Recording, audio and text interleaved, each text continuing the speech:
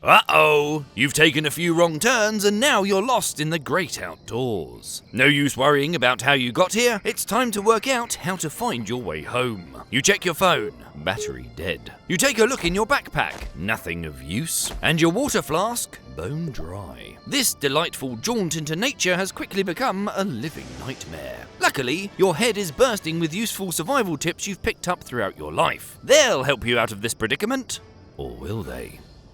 I'm Stu, this is Debunked, and we're here to sort the truths from the myths and the facts from the misconceptions. Should you follow flying birds to water? You take a deep breath and assess your surroundings. First things first, find water. Oh look, a flock of birds flying overhead. Everyone knows that if you're lost and thirsty, you can just follow birds to water. And not exactly. While some animals can be used to find water, it's not as simple as spotting some birds in the sky and booking it in the same direction. Firstly, a lot of birds, especially carnivorous ones, don't actually even drink water, as they get most of the moisture they need from their prey. Therefore, you can't rely on meat-eating birds to find water. Secondly, while of course most birds need to drink and look for water, they're not always looking for water. They could quite easily be looking for shelter or food or fleeing a predator. Assuming that every bird is constantly heading towards a water source is nonsensical, and just following a random flying bird could easily get you more lost and isolated than you already are.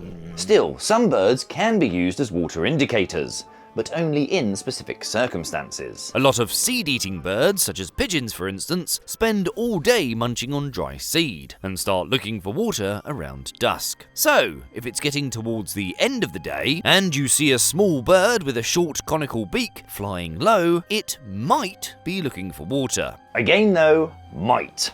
Unless you can speak bird or read their tiny dinosaur minds, you have no way of knowing what any given bird is thinking or looking for.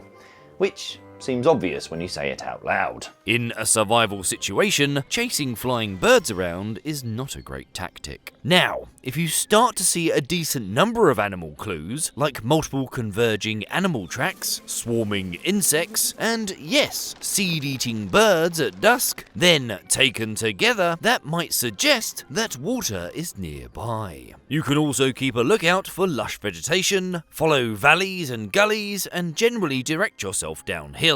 If there's running water nearby, you might even be able to hear it. So, keep your ears open too. The best case scenario is finding a clean flowing river, allowing you to drink up from a freshwater source. Oh look, this river leads into the ocean. Might as well cool down and freshen up with a dip in the water before you get back to... Oh no! A strong current is dragging you away from the shore, and you're being pulled out to sea. You've been caught in a rip current. What do you do? Should you swim against a rip current? Well, as long as you've got a minute, let's learn what a rip current actually is. It's useful to think of rip currents as rivers of the sea. They are narrow, fast-moving flows of water that occur on beaches and shorelines where waves break. They happen when water that's been pushed onto shore by waves meet obstructions when they recede. These obstructions are often offshore sandbars, which can be partially or fully submerged ridges of sand on the sea floor. When the receding water is blocked by a sandbar, the flow will become concentrated through any gaps or breaks along this ridge. This concentrated outflow of water is what causes a rip current. Often incorrectly referred to as rip tides, the two are similar in concept, but are not the same. While rip currents are caused by wave motion and receding water interacting with the shape of the seabed, rip tides are tidal in origin, and happen when water is sucked through inlets and the mouths of estuaries and harbours when the tide goes out. Neither rip currents nor rip tides are immediately dangerous in and of themselves. Unlike undertows, they do not pull you underwater, only away from the shore. They are dangerous because people caught in them often try to swim directly back to shore against the current, become exhausted, and risk drowning. Your average rip current might flow at less than a metre per second, but the fastest can move at up to 2.5 metres per second, which is faster than even the speediest of Olympic swimmers. As you're unlikely to outswim a rip current, the conventional wisdom is therefore to swim parallel to the shoreline, which often allows you to quickly move out of the current. However, although this is generally good advice, it should come with some caveats. Because rip currents are caused by irregular topography of the seabed, they don't always flow perfectly perpendicular to the shore.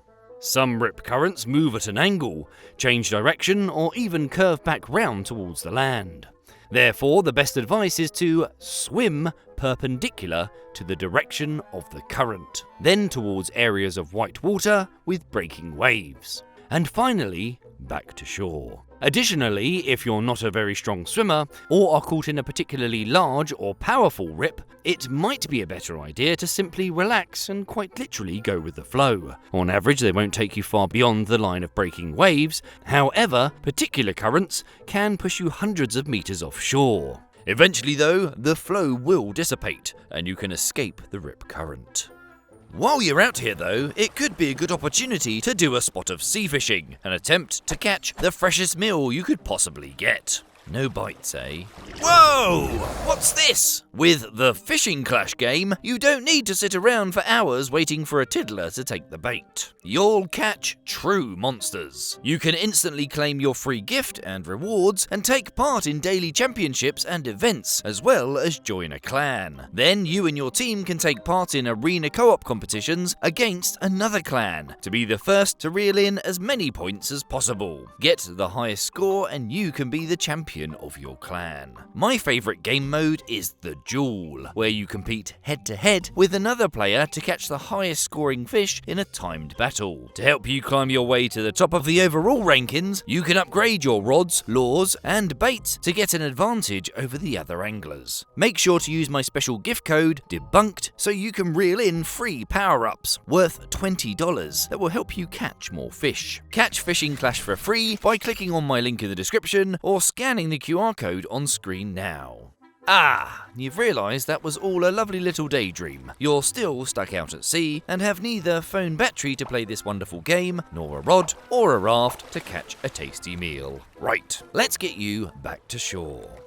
Having saved as much energy as possible, you can then calmly start to swim back to land using the survival breaststroke, a slower and less continuous form of stroke aimed at conserving energy and reducing a panic response. The last thing you want to do is panic and tire yourself out, which is the main reason people get into trouble when stuck in a rip.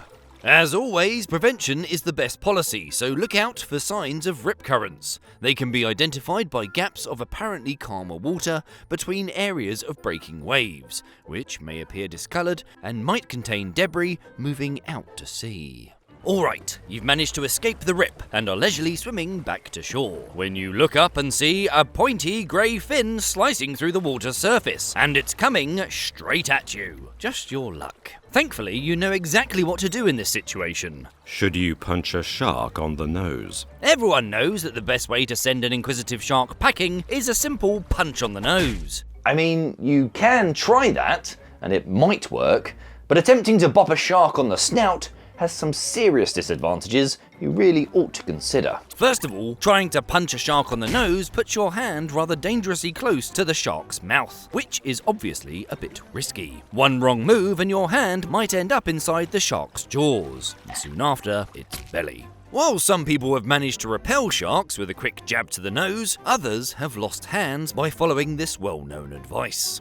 It's also worth considering that sharks are one of a select few species of animals capable of electroreception, the ability to sense electromagnetic fields. Sharks have electroreceptors known as ampullae lorenzini dotted all over their nose and face. They use these to locate prey by detecting the faint bioelectric fields generated by all living things. Though it may not matter too much if a shark is already within striking distance, making contact with the shark's nose could allow it to more easily identify you as edible, and we don't want that. Another reason that the snout may have been identified as a target to make contact with is that some species, as big as a tiger shark, can be put into a trance-like state called tonic immobility, when skilled divers overstimulate these receptors by massaging the end of their snout. It is not advised that you give this a try. According to renowned shark expert Ryan Johnson, the best way to avoid an altercation with a shark is to act casual. If you act like prey, they are possibly going to treat you like prey.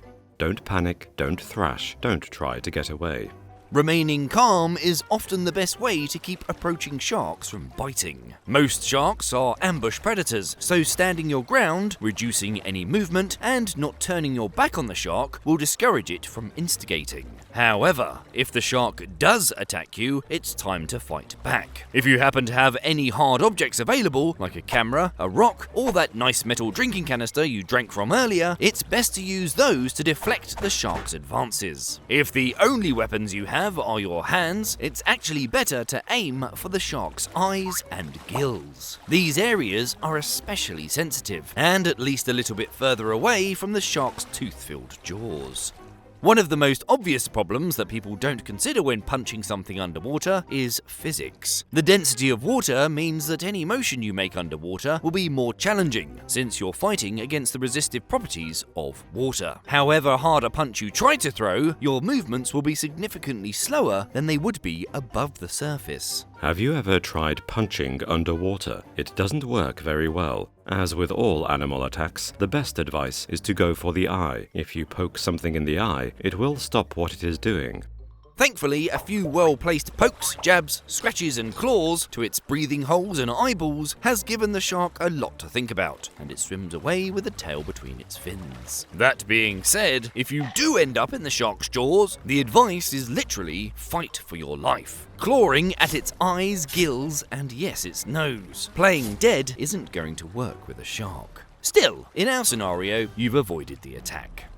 Now that you've managed to get yourself safely back to shore, you're exhausted from your ordeal, and now gasping for a drink. Unfortunately, you no longer have any sources of fresh water nearby, so conserving the water you do have by rationing it is probably a good idea. Or is it? Should you ration your water?